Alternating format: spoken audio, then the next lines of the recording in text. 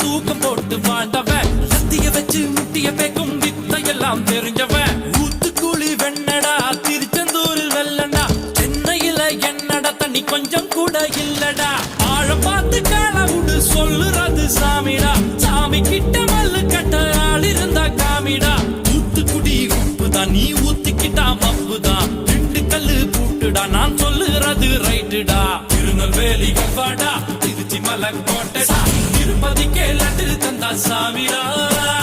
இருட்டு கட்ட அல்வாடா இட்லி கட்ட ஆயாடா உருட்டு கட்ட சத்தம் கேட்டா சாமிடா